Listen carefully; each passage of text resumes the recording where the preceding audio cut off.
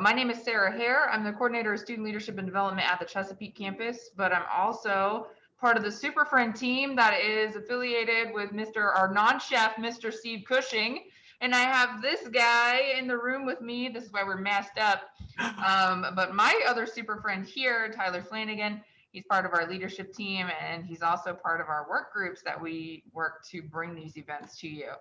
So Steve Cushing, as I said, is our resident non-chef. He's at the wonderful, the illustrious, the amazing Norfolk campus, and is actually working from his own kitchen today. So we thank you for inviting us in. Talk to us about what you got. I'm excited. All right. Some of you, when you logged in, you may have seen last month's recipe. And some of you may have saw today's recipe, so I'm not sure which one you saw. But the recipe is a corn casserole. But before I get to that, because it really doesn't take that long to actually prep it, and we're not going to wait for it to cook, I'm going to do the magic TV and pull one out that's already done. So I have a gadget, and I've had this thing for years. Actually, this is my second one I've owned.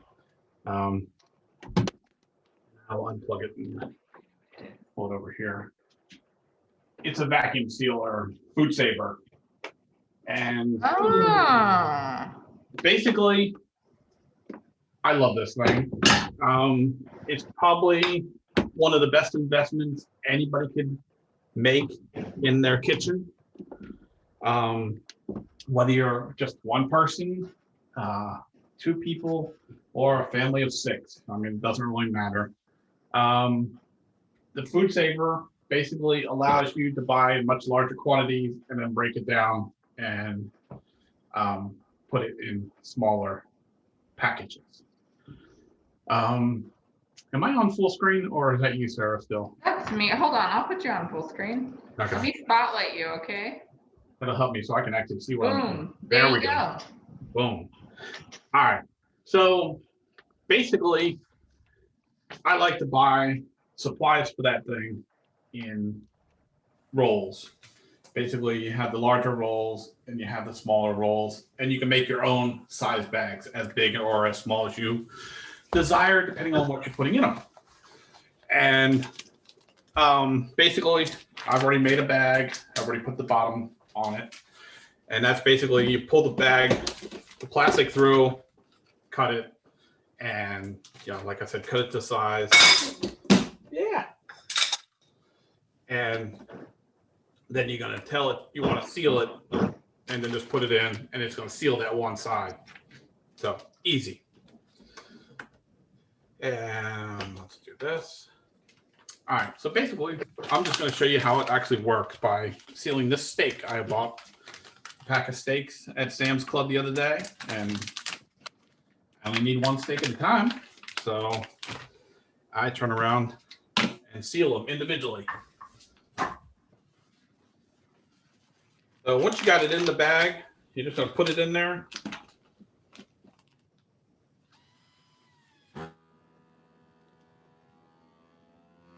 And it'll do it automatically. Take all the air out of it. Takes all the air out, and then it seals that other side of the bag. So takes total maybe a minute from start to finish. And now you've got something that is completely sealed and frost-free. That way you can put it in the freezer. It's not getting any frostbite on it or any damage. Because if you take steaks or chicken and take it in the tray that you get it in and stick it in the freezer, it's going to last maybe a month before it starts to get frostbite. Something you don't want. So I don't care how small the tray is, I will still freeze it up. One other thing I actually like to do is when I buy drumettes for making wings and stuff, I will take them out of the packet, put them on a cookie sheet, a much larger one than this, but a cookie sheet. I will lay them out on parchment paper, stick them in the freezer, and it's what's called flash freezing. And I will let them freeze up for a couple hours, and then I will break them up into a certain assortment of packs and put so many in a pack and then put them in the freezer. The smoked cookie. And that way the chicken itself doesn't stick together, and then you can turn around and pull those wings out and put them in a pressure cooker or a broiler or whatever you want to do with them at that point. And they just cook a little bit better because they're not all stuck together.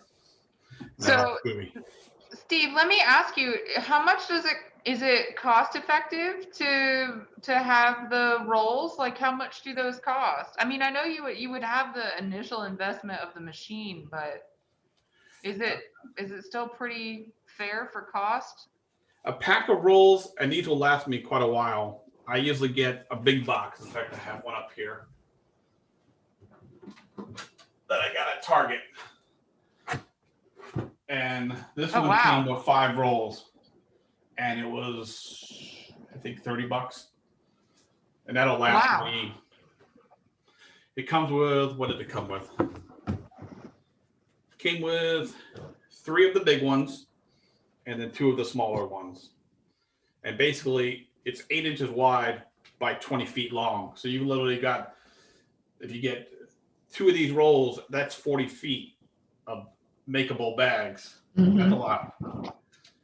And then these bigger rolls are 11 inches wide by 16 feet long. And you get 3 of those. So I find it's a huge cost savings though to go to go to Sam's Club or Costco or BJ's and get meat though, because your per pound cost is so much lower than what you're paying at the grocery store. And if I get this massive package of chicken breasts, I'm not going to be able to cook all that. I normally just throw it in a Ziploc bag, but then it gets so they all clump together and they don't fit well in your freezer. That's a really good gadget. Yeah, that's why I love that machine. I mean, like I said, that's my second machine. I actually burned out the first one several years ago. My wife and I used it so much. The other thing I just wanted to share, because we are actually baking today versus just cooking per se. And baking is different. Baking has to be more precise.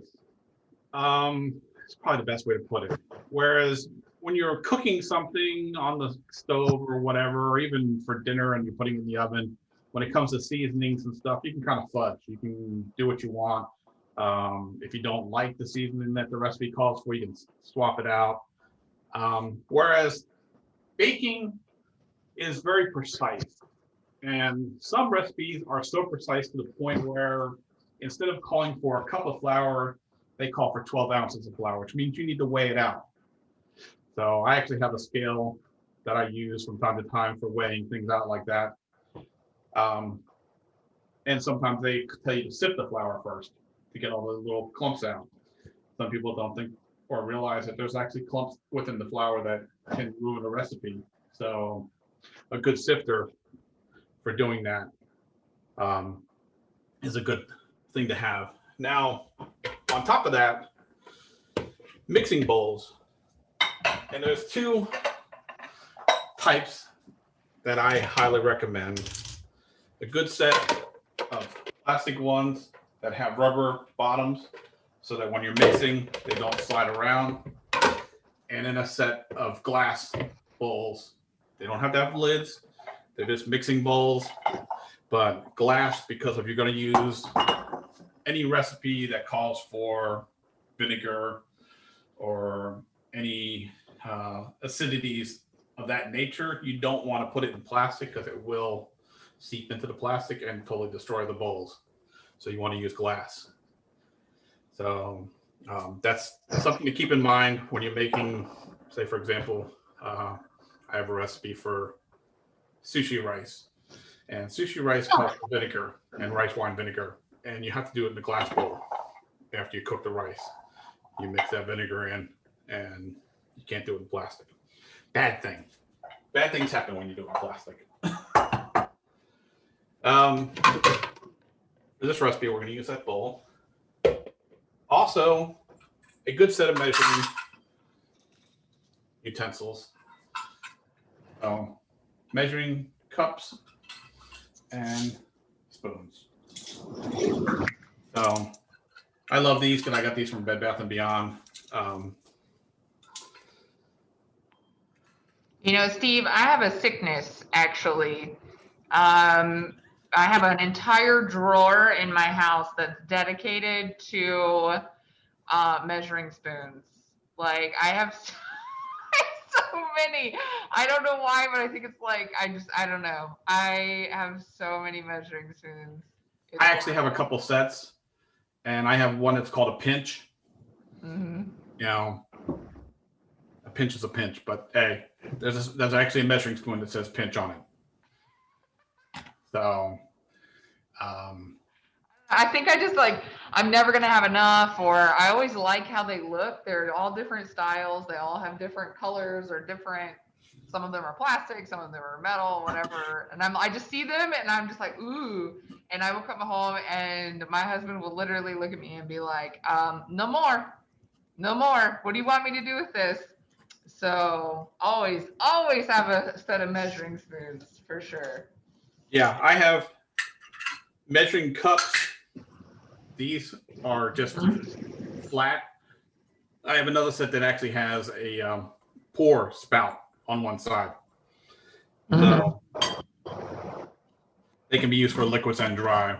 Although I like to use a glass measuring cup for liquids. So I see you have a fancy but old school can opener. This is one that cuts under the bottom of the lid. So there are no sharp edges. You can run your finger across it and you don't cut yourself. But you got to go around the can like 3 times before it finally cuts everything. Oh. So it can be a little frustrating at times. So I'm assuming that's a can of corn since we're making corn casserole. Yeah. So I have a can of cream corn and a can of regular corn. So, like I said, this recipe is really easy to put together. It doesn't involve a lot of extensive measurements. It's 1 cup of this, 1 cup of that, 1 can of this, 1 can of that, 1 stick of butter, 1 box of the corn mix. I mean, it's all ones, 1 egg. So it really is a very basic, simple recipe. And then you turn around and throw it in the oven for 350 degrees. So let's switch the cameras to this one so you can see what I'm doing. Ooh, exciting. So basically, I'm going to strain the regular corn because you don't need any of that water. Actually, you don't want that water. You know, there's enough liquid that's going to be in this already that you don't need that water. So, you know, strain that. Then you got a lot of liquid in your cream corn. I'm going to put that in there. Get as much out as I can. And then I'm going to put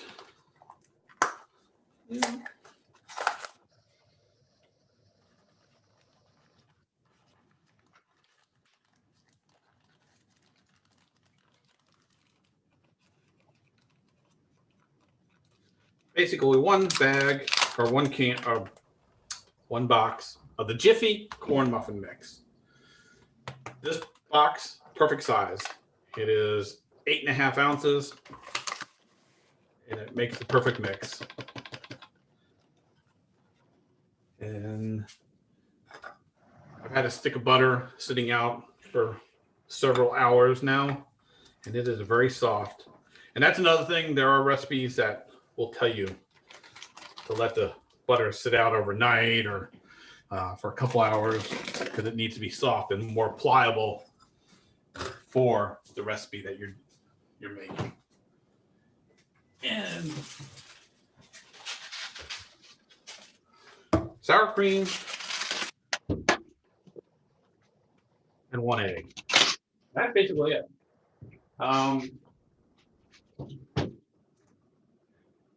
You can add to this, if you like, a little bit of sugar. That's a matter of a personal preference. Doesn't really matter. Um, some people like it with a little sugar in it, adds a little sweetness. But that, like I said, that's a personal preference. If you buy the smaller tub of sour cream, I think it's an 8-ounce container. That's actually a cup, so you wouldn't have to do any measuring. I've already dipped into this, so I'm going to measure out a cup.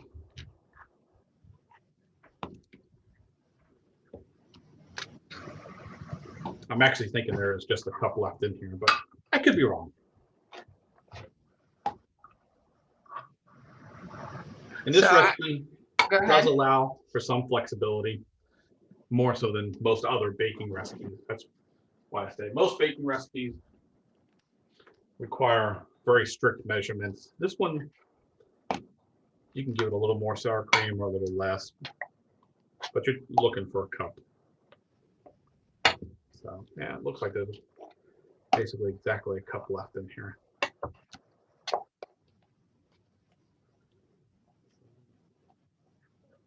So I know, Steve, I personally I can throw down, I can cook for sure, but I will tell you, like, baking is probably one of my favorite things.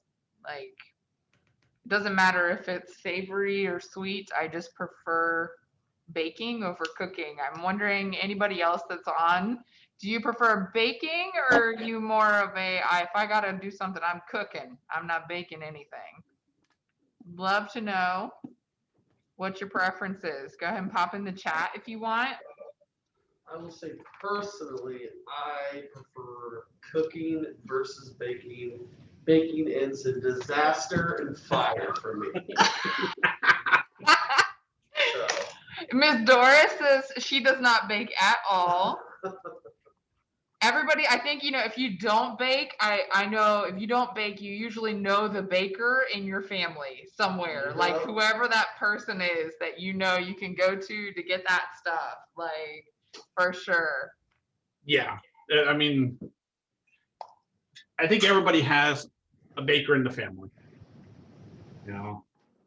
That person they can go to when they want some good homemade brownies or cake. Miss Doris says that person is her husband.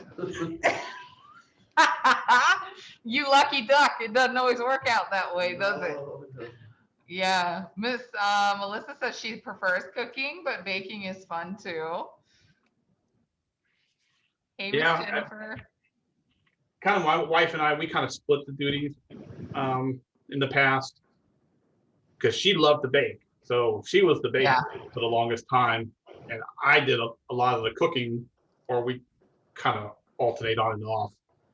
And I did all the grilling. Yeah. But when I was younger, I loved to bake.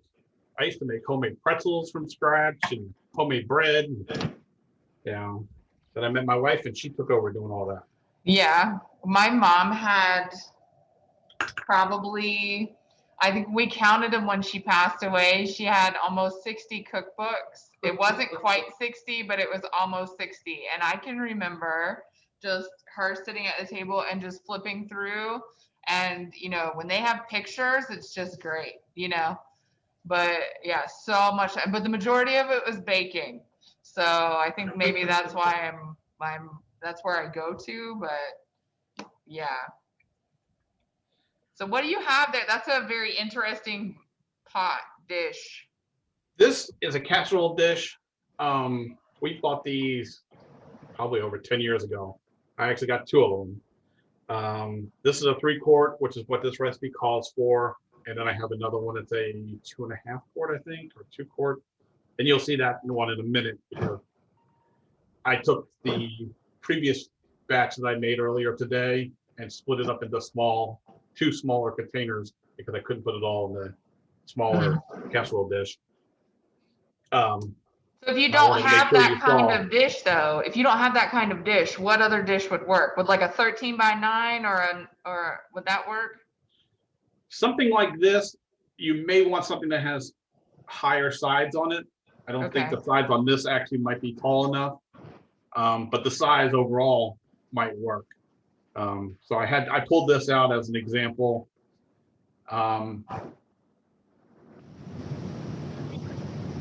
Anything that's like maybe an 8x8 or well, actually a 9x9. This is I think a 9x9, but I think it might need the sides might need to be taller because as it cooks, it is going to go up. Yeah. So and you could use like a disposable one too, right? You know, the foil ones that you can get from the store that usually I like if it's holidays, I'll put my mac and cheese or my stuffing in it. Right. Yeah. Okay. In fact, when I split the earlier batch up, I put part of it in the smaller casserole like this, and then I put the rest of it in a small muffin pan. Okay. And I've already been eating it, so I couldn't resist. I wish we could send like the smell of the cornbread like through the computer because yes. So now there's a it's usually a Southern thing, and some people swear by it and some people don't. That who puts sugar in cornbread, and I understand that this is a casserole, so it's a little different. But some people will swear never to put sugar in a cornbread. I'm curious if you think sugar goes in cornbread, please put it in the chat. If you think no, go ahead and put that in the chat too. Not that I'm trying to start a war. I'm just saying. No, that's a war declaration. Inquiring minds want to know. I was gonna say you start getting the grandmas on there to start talking, and there'll be a World War III. Yeah. So basically, I just sprayed all the sides and the bottom with Pam, so it's nice and coated. Usually, I do that before I start mixing stuff up, but you basically do that, and then it's just a matter of pouring the mixture in. It's that easy. It's one of those very simple, almost foolproof dishes that you just can't go wrong, in my opinion.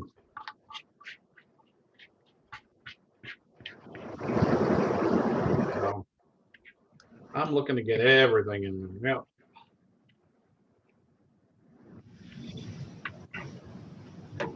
So once it's all in there, let me switch back to that other camera for a second so you can see how full it is.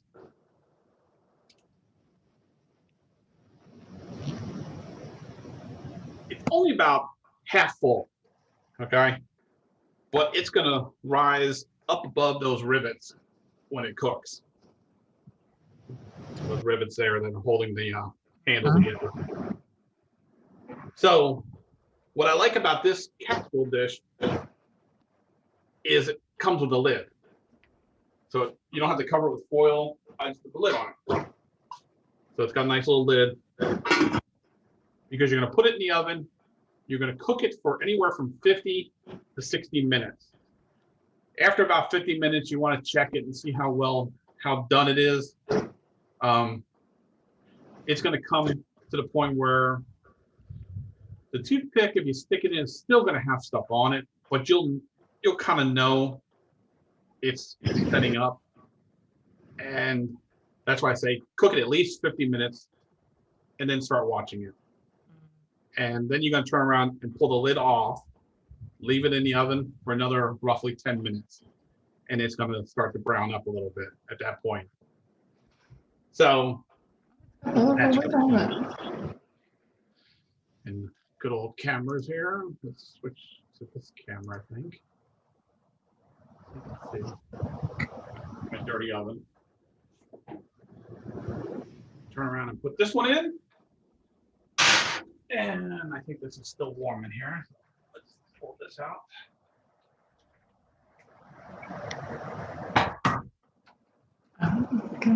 The magic of TV or Zoom. The magic of Zoom. Look at this, you guys. It's already done. And that's what it looks like. You can see how it's got some brown edges and it's actually separated from the sides. And then you can just scoop it out with a spoon. Right. And so you can use small loaf pans too and make 8 smaller ones. You can use like muffin cups and make them into muffins. So in regards to the sugar in the cornbread conversation, Steve, so Ms. Jennifer is saying, yes, sugar makes the cornbread sweeter. Yep. And Ms. Doris says, don't put no sugar in my cornbread. So she didn't say exactly that. I'm paraphrasing. Okay. But for me, I would say, like, for me personally, it's how I'm going to eat it. So generally, if I have like if I have cornbread and I'm making it as a side dish for something, I absolutely do not want it to be sweet because I'm likely going to put it in something. Like if I have ham bone soup or if I have chili or something like that, that I would normally go towards a cornbread for, I would want something that was more savory. I would want the more traditional, I guess, style of cornbread. But I will tell you, if it's something that I'm looking at that's more like I'm just gonna have this, and like I view this as almost a dessert, actually, like because it's so good. I would absolutely want to add sugar to this because I wouldn't necessarily put it in my chili or in my soup, but I would eat it like a muffin, or like a muffin. Just not blueberry flavored in this case; it's corn flavored. Yeah. Well, I'm going to scoop some out and I'm going to put it on the plate here where I have a piece of ham, because this is typically when I make this, it's going to go with ham. That's the way I kind of like it.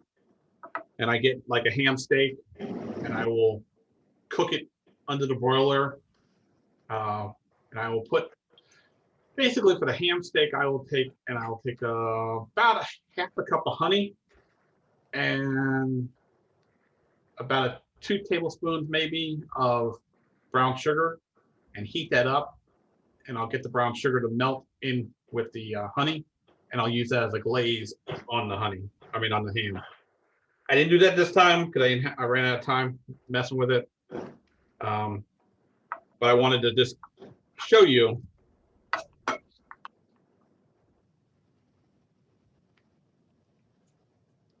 what it looks like. You can always have this with a vegetable as well, a second side dish. So how long is it going to take for you to ship that to me at Chesapeake? Is that going to arrive later today, or when should I expect this, Steve? That's what I really want to know. Inquiring minds want to know. I was actually going to tell Robert, because he lives right behind me, that if he wants to come by and pick up this other batch that I'm making, he's more than welcome to get it, because I'm not gonna eat all this. I got it's just me. So yeah. My husband started keto yesterday. I don't think that's gonna be allowed in my house. So we'll have to I'll have to see if I can, schedule a drop off. Jennifer says mail her some, please. You know what you need to do? You need to get out your handy dandy sealer. Yep. And you need to seal some of this cornbread, and then we need to ship it out. Yeah. That's what we need to do.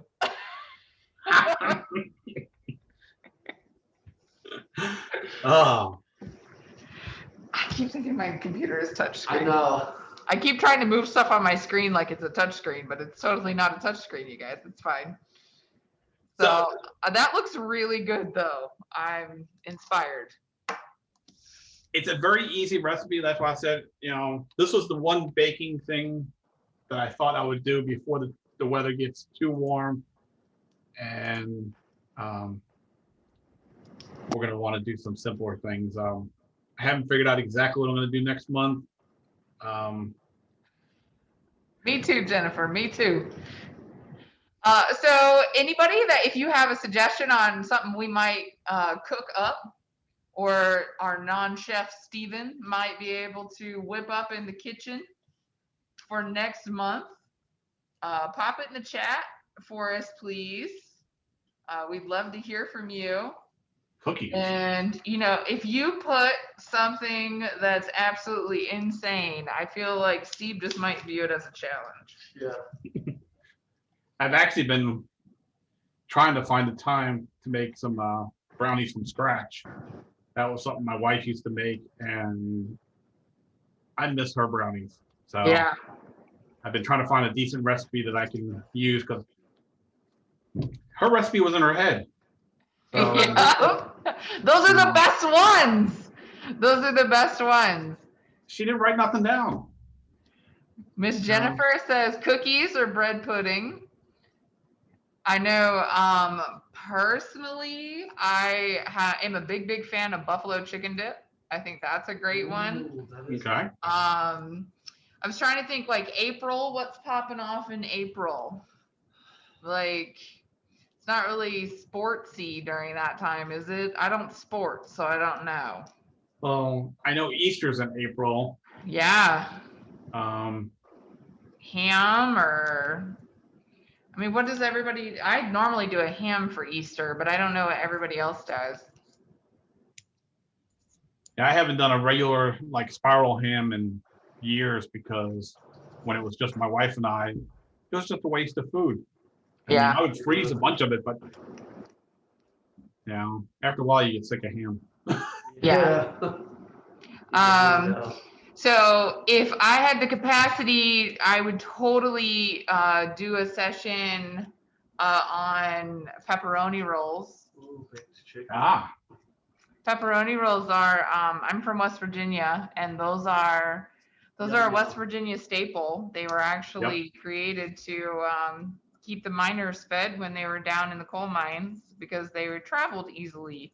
yeah, 'cause they stayed good for a while. They My, do. my And wife's they are, family was from West Virginia, so she made that. they are heavenly. Everybody makes them different, but I'm gonna tell you, and people say, well, that's a pizza roll. It is not a pizza roll, you guys. It's not. No, But everybody makes them differently, but you use just, basic yeast, just regular yeast bread and pepperoni and cheese and love goes Lots into of that love. whole process. Lots of love. Yes. Miss Tondalea says baked chicken. That would be a good one for sure. that I can definitely do. Another one, au gratin potatoes or scalloped potatoes. Ooh. A lot of times, like we only buy those because Betty Crocker puts them in a cute little box for us. But the authentic one is I mean, oh, so good. Yeah. Well, that's another gadget I have. Obviously. Tyler coming through in the clutch with pierogi suggestion. I have Oh, a mandolin. Mandolins are amazing. Almost cut my fingers off with this sucker. No, Oh, God. don't do that. Mandolin should be like a kitchen requirement. Yeah. For sure. You'll never cut a potato the same again. No. Ever. No, between that and my French fry maker, I'm good to go. Yeah. Right? For real. All right. Well, anything else for the good of the cause, Steve? Any final notes, thoughts, feelings? No, I'm actually glad we were able to get this going and do it. I don't even see how many. Well, 10 people. Okay. Yeah. We had a good crowd. Yeah. So again, I apologize for the delay in the start, you guys. It's totally my fault. Steve's just standing around in the kitchen waiting for me to be great. So thank you for hanging in and twiddling his thumbs. Thank you for hanging in and visiting with us today. Like I said, this will be recorded, or it is recorded, so it will be posted on our YouTube. And those of you that attended, we'll send you the recipe. I put myself a note here to go ahead and send those out to everyone that's registered to make sure that you have it, should you want to make this on your own. So Yeah, other the than recipe that, as well as the baking instructions, which is, yes, like I said, really easy. all the tutorials. Yeah. You got it. So if anybody else has anything else they want to share, please do so now. Otherwise, we thank you for coming out. And we'll close out with the classic Zoom hands, ladies and gentlemen. Even if you're not on screen, please do it. Zoom hands. Okay, bye. Everybody take it easy. Yep. Have a good one.